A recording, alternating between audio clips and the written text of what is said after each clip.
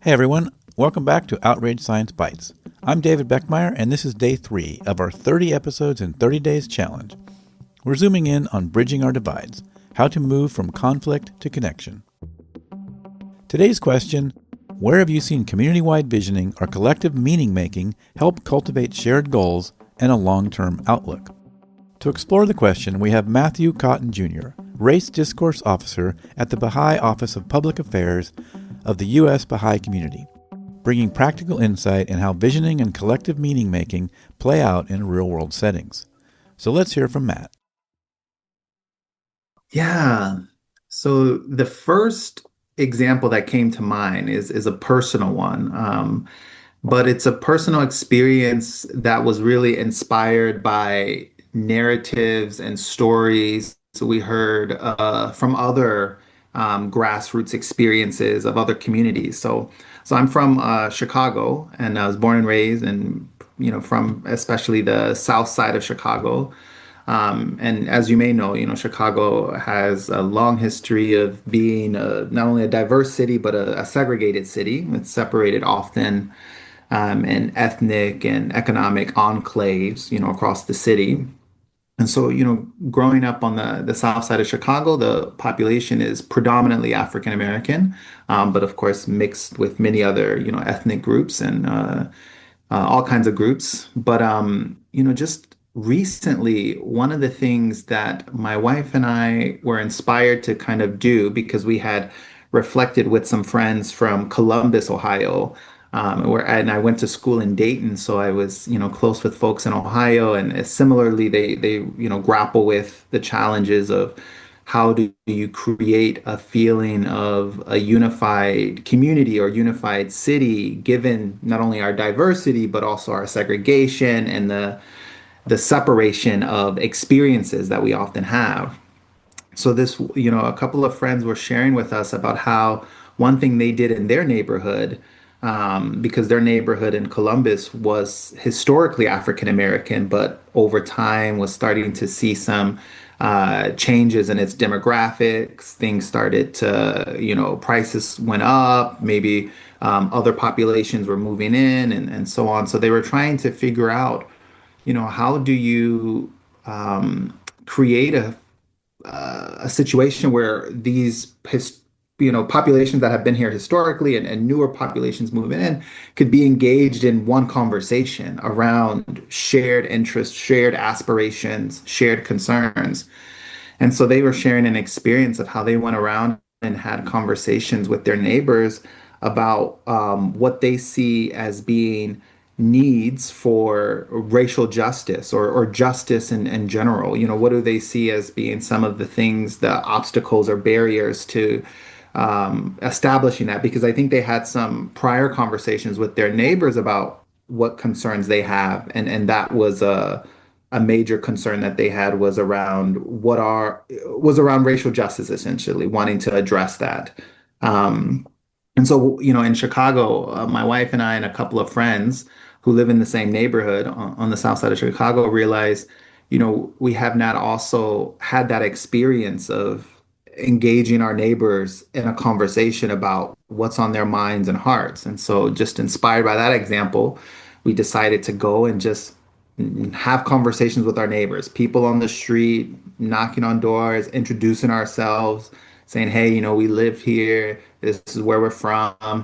And we wanted to invite, in particular, because we were learning from the Columbus example, their thoughts on what do they see as being obstacles to racial justice in the city, in the community, in general, in the country.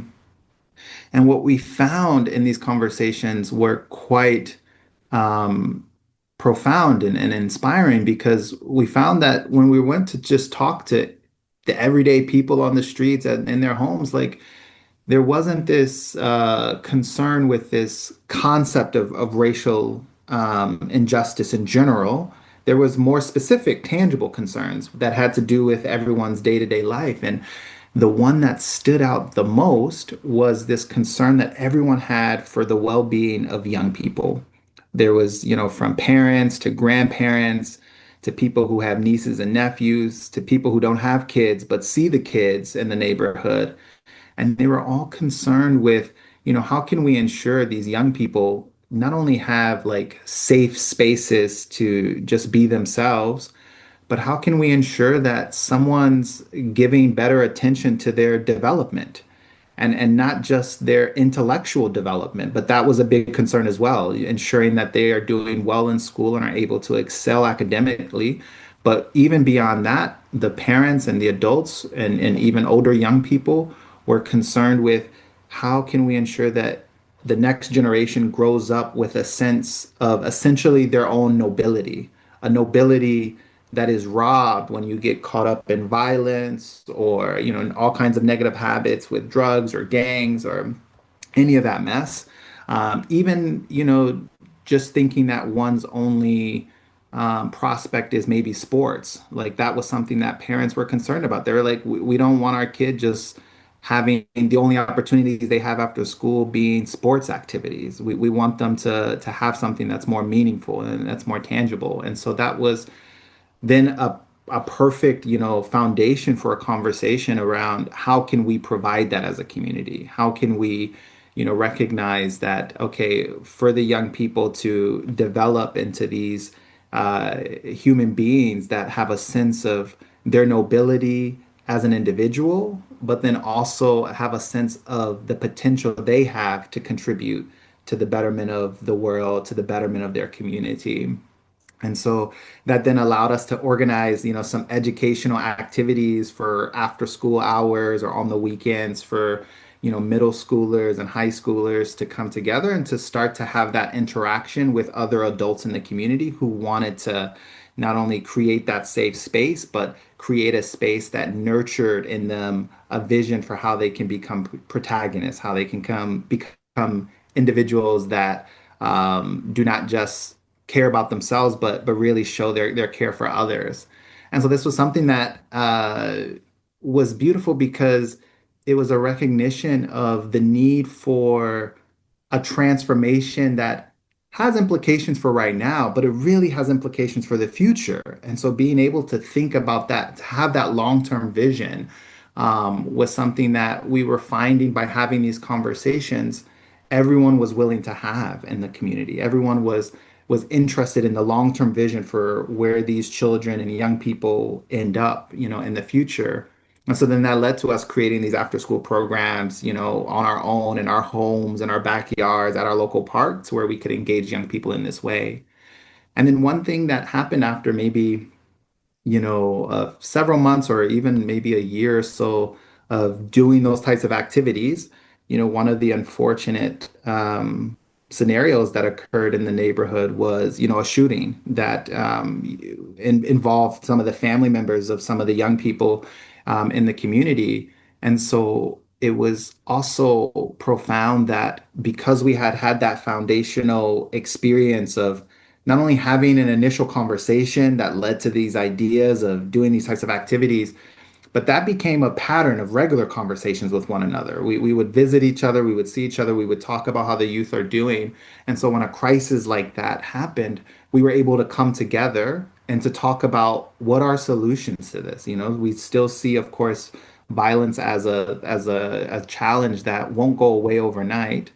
But what is something that we can do that will ensure that we're creating the conditions that gets rid of violence in the long run? And then we came back to this idea of the importance of nurturing young people from a very young age with this sense of their true identity as noble human beings, as individuals that aren't meant to cause harm, but rather individuals that are meant to, spread love or create belonging and to unlock the potential of everyone in the community. And so it was really a profound experience for me because I saw how, again, it wasn't just an initial conversation, but when we came back to it after several months, parents and other members of the community still saw this long-term vision as important for having in order to get rid of the underlying issue, recognizing that violence isn't something that we can just move a hand and then get rid of immediately as much as we would like to.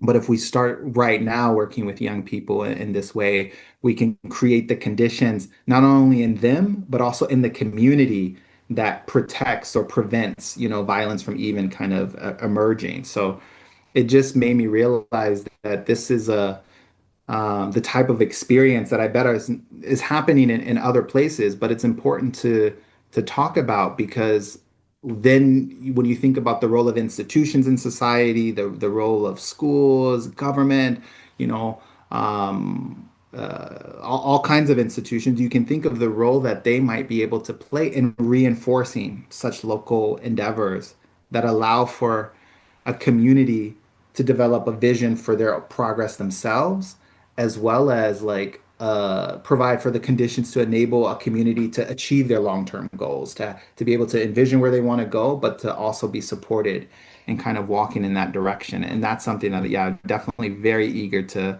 learn more about, like who's seeing other types of initiatives, and then what are the implications of those initiatives for the roles of all other institutions, other social actors to play. That's all for today's episode of Outrage Science Bites. Stay curious, and until next time, I'm David Beckmeyer. Thanks for listening. If you enjoy these Science Bites episodes, you may enjoy the long-form Outrage Overload podcast at outrageoverload.net.